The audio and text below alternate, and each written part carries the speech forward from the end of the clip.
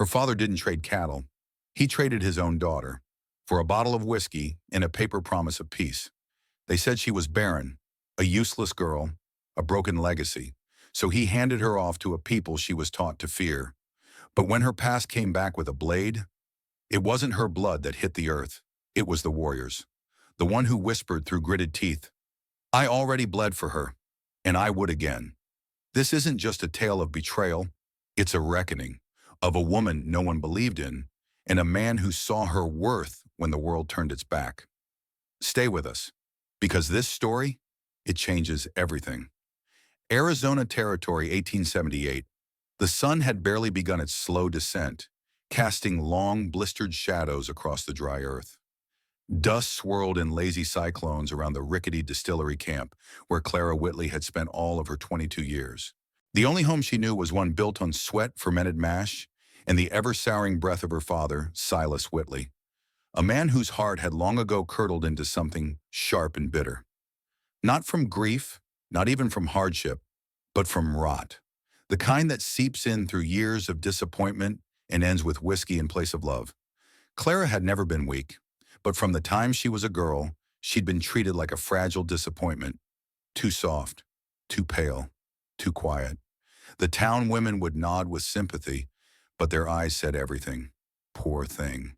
No mother, no prospects. And now this? It wasn't just gossip that doomed her. It was the words of the old seer woman who lived at the edge of town, the one whose bones ached with omens and whose whispers carried weight. "She carries no seed," the woman had said. "Her womb is closed. No children will come." Clara had bled once at 13, then never again. She had hidden it for years, believing, hoping it might fix itself. But when the truth was spoken aloud, it became a sentence.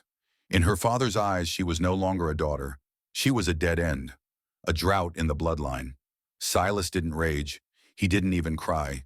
He just drank deeper. And one night, with nothing left to trade but shame and silence, he found a new use for her. Clara had seen the treaty before he told her, a folded parchment tucked into the inner lining of his whiskey-stained coat.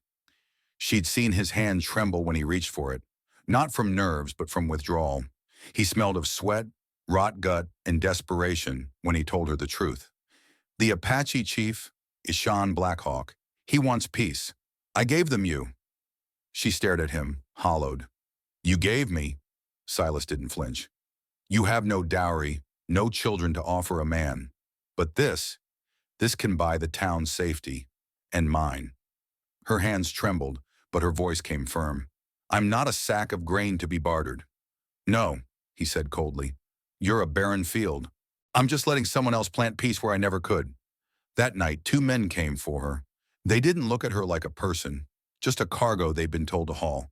She didn't scream. She didn't cry. She climbed into the wagon, one hand gripping the edge, the other curled around the locket her mother left behind. Behind her, the distillery grew smaller with every jolt of the wheels, until it vanished into dust and memory. Ahead of her was silence and firelight, and a name she hadn't chosen. But it was her name now. And her story, her real one, was just beginning. The wagon wheels ground to a stop just before twilight. The sky above the desert blazed with the final embers of day, red and gold bleeding into a bruised horizon. Smoke curled from dozens of fire pits that flickered across the Apache encampment like restless spirits. Somewhere a drum thudded softly. Steady. Ancient. Clara Whitley stepped down from the wagon with legs stiff from fear. Her boots sank into dust and unfamiliar silence. Eyes followed her immediately, sharp, dark, unblinking. Warriors in leather and feathers, women clutching their children, elders who had seen too much to be surprised anymore. To them, she was a stranger, a white woman, a gift wrapped in shame and carried by men who didn't know how to look her in the eye. She didn't blame them. She barely knew how to look at herself. She clutched the shawl around her shoulders, though the desert evening was warm. Every step felt like a trespass, every glance a judgment, barren, white, worthless. The words clung to her like dust. Then she saw him. Eshan Blackhawk, the young Apache chief, stood at the center of the fire circle, tall, still, a carved figure in leather and silence. His eyes were unreadable, neither cruel nor welcoming, but they held weight, the kind that could crush or carry. He didn't speak right away. He just studied her. His warriors stood behind him like a stone wall, waiting for his lead. Finally, his voice broke through the quiet. "Why did your father send you?" Clara froze. Her throat felt like it had turned to sand. The truth tasted bitter, but lying seemed worse. She forced the words out. "Because I am empty." A hiss passed through the crowd like wind through grass. Whispers followed in a language she didn't know but didn't need to understand. The tone said enough. "Wasted blood. Curse. She will not bear." Clara stared at the ground. Her hands gripped the hem of her dress, knuckles white. A familiar wave of shame rose up, threatening to drown her. But then, his voice again, low, firm, final. "You are not a burden," Eshan said, his gaze sweeping the firelit faces. "You are under my protection." The murmurs died instantly. Even the flame seemed to quiet. His words struck like flint, sharp, sudden, undeniable. He didn't touch her, didn't offer comfort, but the line he drew was clear and sacred. Clara blinked, unsure what to feel. Gratitude? Disbelief? For the first time in days, her breath came a little easier. She wasn't welcomed. She wasn't forgiven, but she wasn't livestock anymore. She was human, and sometimes that's the first miracle. The days that followed were quiet, but not gentle. Clara's presence in the Apache camp was like a stone dropped in still water. The ripples of her arrival lingered long after the wagon had gone. Some watched her with curiosity, others with thinly veiled contempt. She felt it in the way children were pulled back when they got too close, in the way women whispered behind cupped hands, in how the men looked past her, as if she were a ghost who had wandered too far from her grave. But Eshan Blackhawk never wavered. He didn't defend her with threats. He didn't hover or speak for her. Instead, he gave her something far rarer, space, a place of her own, a quiet corner of the camp, and his word that she would not be harmed. That word was enough to keep blades sheathed and tempers measured, but it did not earn her warmth. Clara spent her mornings gathering herbs and wood, offering to help where she could. Most offers were declined. Her hands were too pale. Her tongue stumbled over their words. Still, she watched, listened, learned. Then came the fever. It struck without warning. A little boy no older than 6, burning hot and gasping shallow breaths. His mother sobbed quietly outside the medicine lodge as the tribal healer's absence stretched into days. The boy's chest rose slower with each hour. No one asked for her help, but Clara didn't wait for permission. She remembered her mother's hands, how they'd moved over her when she was sick as a child. She remembered the herbs, the cloth soaked in vinegar water, the tea that smelled of mint and something bitter. She knelt beside the boy and got to work. The fire crackled as she checked his pulse, supported his arms, and replaced sweat-soaked linens. She whispered to him softly, even though he couldn't understand her words, because her mother had once said healing wasn't always about medicine. Sometimes it was about presence. Hours passed, no one helped, but no one stopped her either. By nightfall, the boy's fever had broken. When his eyes finally fluttered open, his mother fell to her knees, clutching Clara's hands and weeping without words. The next morning, the camp gathered, uncertain, watching. One man stepped forward, his tone sharp. "She's not one of us." Before Clara could respond, Eshan's voice rang out like a strike of thunder. "She healed my people." He looked at them one by one. "She didn't ask. She didn't wait. She acted. She stays because she chooses."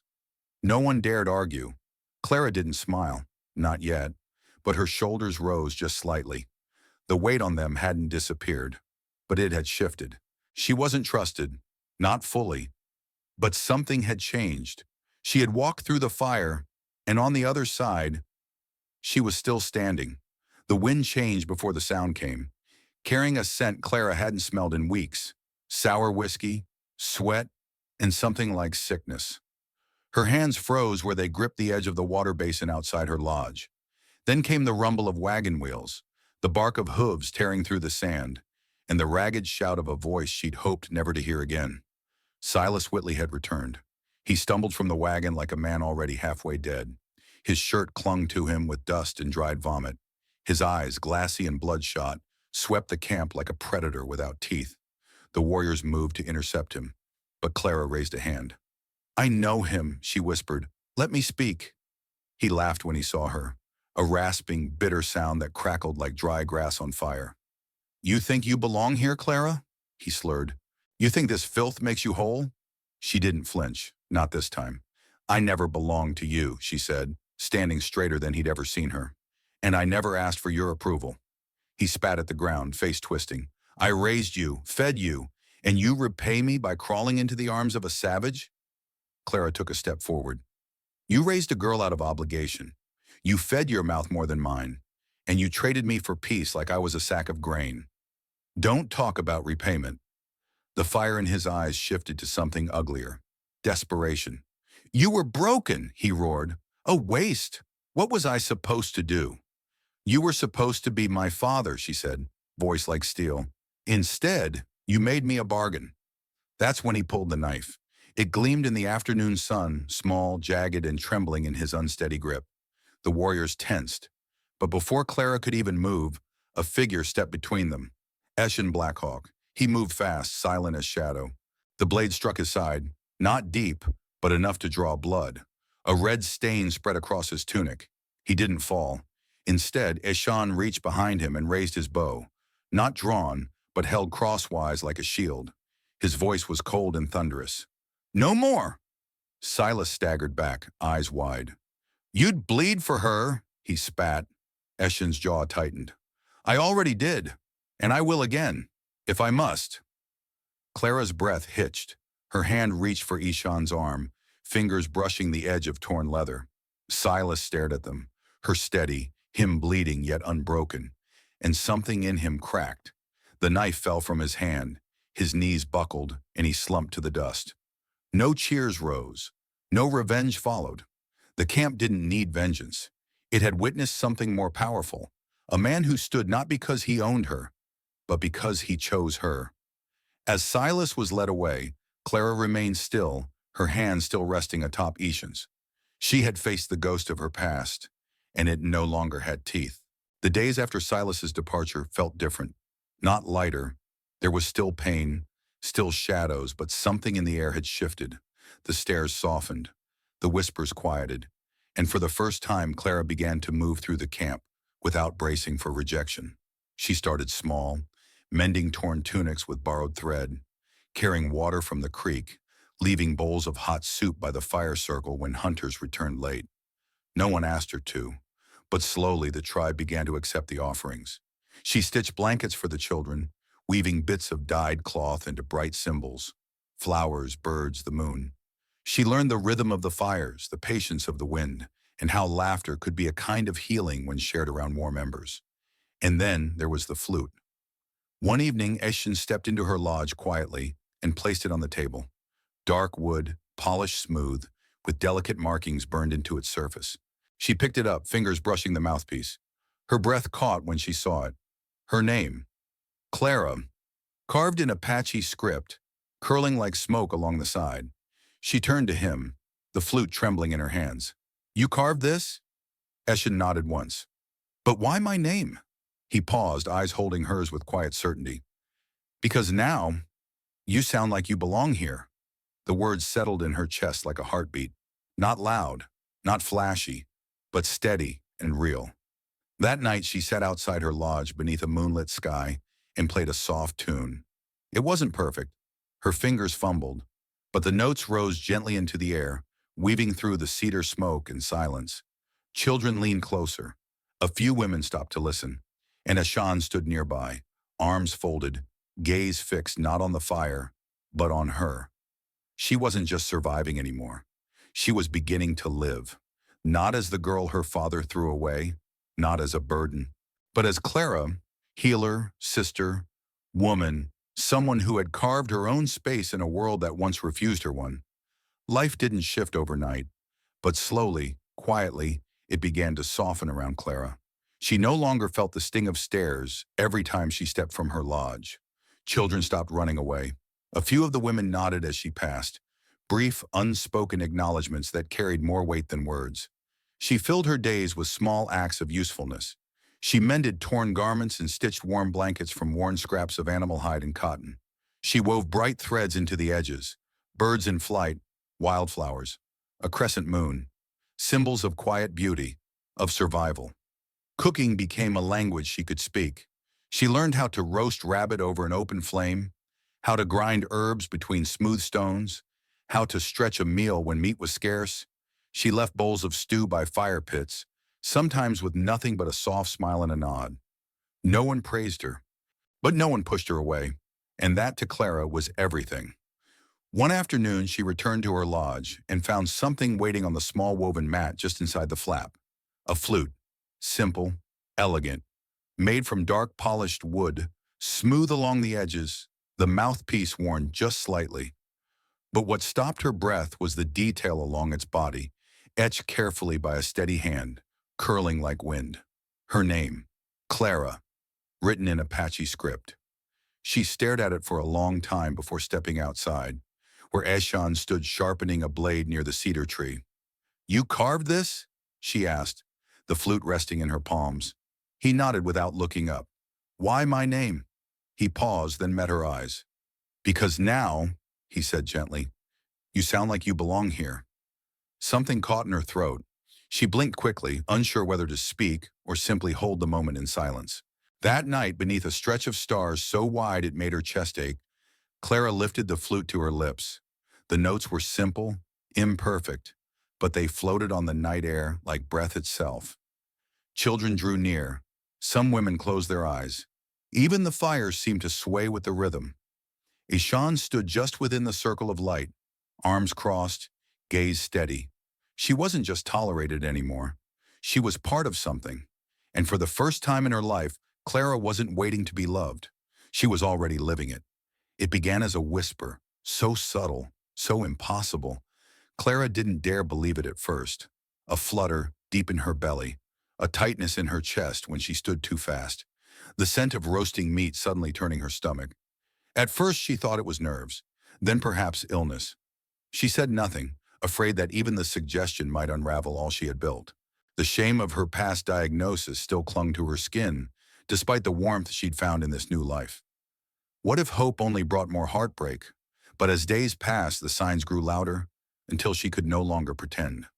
It was an older woman in the camp, Nayeli, the midwife, who first noticed.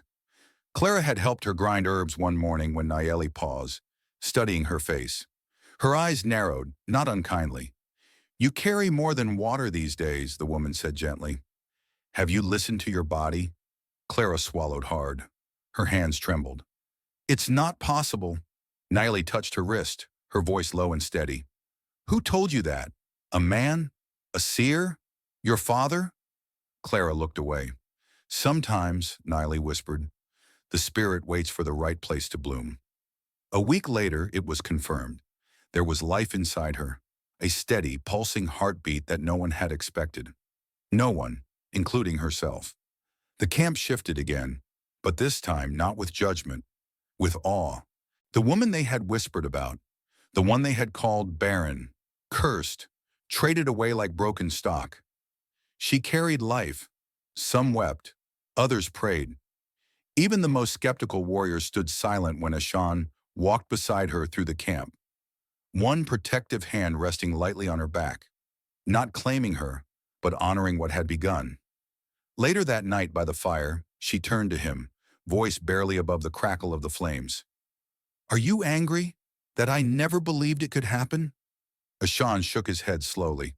"No," he said, "but I am angry anyone made you believe it couldn't." Clara leaned into his side, one hand resting over the small rise of her stomach. Not everyone in the world would understand. Some would call it luck. Others, coincidence. But she knew better. This was not just a child. It was a second chance. Proof that she was never broken. Just waiting to become. The night of the harvest moon arrived with a hush that settled over the camp like snowfall. Lanterns made of bark and sinew swayed from branches, casting amber light over gathered faces. The drums, usually bold and proud, played a softer rhythm, a heartbeat beneath the stars. Clara stood barefoot on the earth, her dress woven by the women of the tribe, dyed in desert reds and stitched with bone beads. Her hair was braided with feathers and tiny shells, gifts from the children. They had laughed as they decorated her earlier that day, and for once, she had laughed too. Eshan Blackhawk stood beside her, a figure of quiet strength in ceremonial dress, a necklace of carved bone resting against his chest. But it wasn't what he wore that made her heart tremble. It was how he looked at her, not as someone claimed, but someone chosen. They stood before the fire, the whole tribe gathered in a wide circle. Even the elders leaned forward. Even the flames seemed to hold their breath. One of the women stepped forward, holding two red cords. One dyed with cedar bark, the other spun with wool. She tied one around Eshan's right wrist and the other around Clara's left, then gently joined their hands so the cords crossed, twined like rivers meeting at the root. Then Eshan spoke. "She chose us," he said, voice strong but steady. "And I choose her." Clara's throat tightened, her chest rising with emotion. The night held stillness. "You were not given," she answered, her voice soft but unwavering. "You were not taken. I stayed, because I chose to." A murmur rose, quiet, reverent. And then from among the elders came a voice, crackled with age and memory. "Let it be." Others echoed it. Clara looked around and saw no judgment, no hesitation, only acceptance. A home not given by blood, but built by choice. She turned back to Eshan, tears in her eyes and a small, trembling smile on her lips. They had no paper, no priest. But under the harvest moon, with fire behind them and the tribe before them, their vow was sealed, not in words alone, but in belonging. Dawn came soft and golden, spilling across the high desert like a blessing. The stars faded, the wind quieted, and the camp held its breath. From within a modest lodge tucked beneath cedar boughs, a cry pierced the stillness. Not a cry of pain, but life. Clara clutched the newborn to her chest, tears spilling freely down her cheeks. The baby's skin was warm, his fingers impossibly small. He wailed with strength, voice loud and clear, like a hymn rising to defy every whisper that had once cursed her name. Outside, Eshan waited, hands clenched at his sides. When the healer emerged, he did not speak. He only nodded. Eshan stepped into the lodge, quiet as a prayer.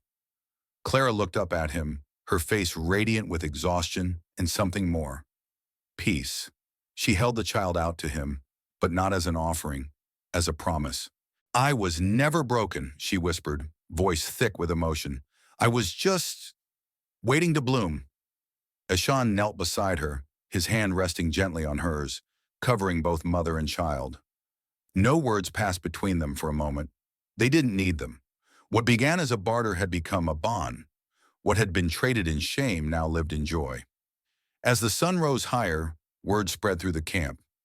Warriors came to kneel in the dust. Women brought herbs and blankets. Children peeked in with wide, reverent eyes. Not everyone understood what had happened. Not everyone would believe it, but they had seen it. A woman once called barren had brought life. A man raised to fight had chosen to protect.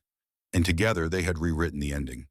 Their story passed from fire circle to cabin, from desert wind to mountain air. Not a tale of conquest, but one of compassion. Not a tale of shame, but of second chances. And in time, even beyond the camp's borders, people whispered their names, not with pity, but with awe. Clara and Eshan, the healer, the guardian, and the child born of impossible grace. In a world quick to judge what's broken, Clara's story reminds us, some things don't bloom until they're planted in the right soil. She wasn't rescued by a hero. She wasn't defined by what she couldn't give. She was seen, respected, and given the space to heal. And maybe that's something we all need more of today. In modern life, we still wrestle with the same doubts Clara faced. About worth, about belonging, about being too late to matter. But whether you're 22 like she was, or 72 sitting on your porch with a cup of coffee, it's never too late to bloom. Love doesn't always arrive dressed in flowers and songs. Sometimes it stands between you and the knife of the past and says, "Not this time." And maybe you've known a Clara. Maybe you were her. So tell us in the comments below, What part of Clara and Eshan's journey spoke to you most? Have you ever felt written off, only to prove the world wrong? We'd love to hear your story, because the truth is, the Old West never truly disappeared. It still lives in courage, compassion, and the quiet power of second chances. Thank you for spending your time with us tonight on The West That Never Left. If this story stirred something in you, give it a like, subscribe, and tap that bell so you don't miss the next tale from the frontier. Until next time, ride steady, love deeper, and never forget, sometimes the strongest hearts come from the hardest beginnings.